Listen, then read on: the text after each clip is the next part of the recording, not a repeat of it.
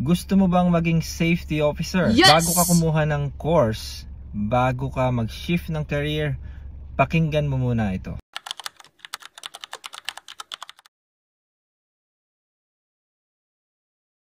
Hindi lang ito tungkol sa PPE.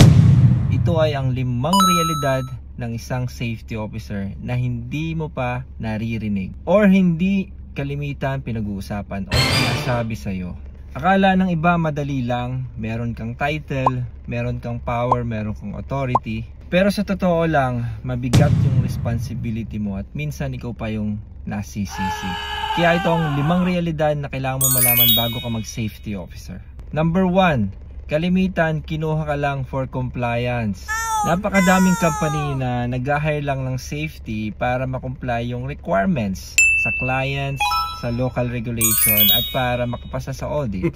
Pero pagdating sa mga decision making, sa mga resources, walang training, walang budget at madalas walang bosses sa decision making. Number 2, tingin ng iba isa kang kontrabida. Kapag sinabi mong unsafe yan, oy delikado yan, ikaw pa ang masisisi.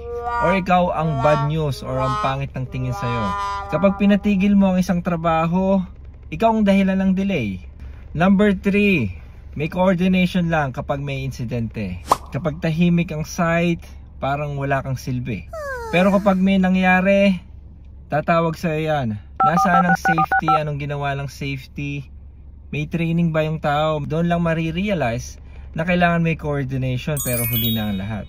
Number 4, maaaring makulong ang safety officer. Kapag merong insidente, kahit di ka kasama, kailangan kang maimbestigahan. Sa ibang bansa, minsan ikaw pa yung unang kukuhanin ng case. Kung bakit mo pinayagan, nasaan ang permit, may training ba yung tao. Kaya bawat firma, bawat recommendation, mabigat ang katumbas. Lalo na kung nasa ibang bansa ka.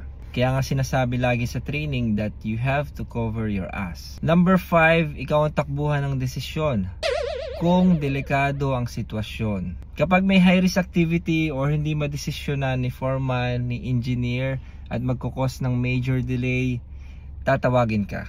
Safety, pwede man natin tong ituloy. Meron bang ibang paraan? Ano ang gagawin natin? Gawa natin to ng paraan para matapos yung trabaho. Ang bigat, diba? Pero huwag kang mag-alala. Sa susunod na video, pag-uusapan natin kung paano natin ma-overcome or masusolusyonan yung mga problema na yan. Paano ba natin haharapin yung bawat isa na yan? Nga pala, wait lang. Mayroon akong training na ino-offer na about sa AI skills and tools for safety professional. Ito ay bagong training at hindi pa masyado nag-i-exist sa market. At gusto ko matutunan mo kung paano ito may apply sa trabaho mo. Nakita ko na ang mga safety naghihirap sa documentation, sa paggawa ng reports, paggawa ng data, sa paggawa ng training materials.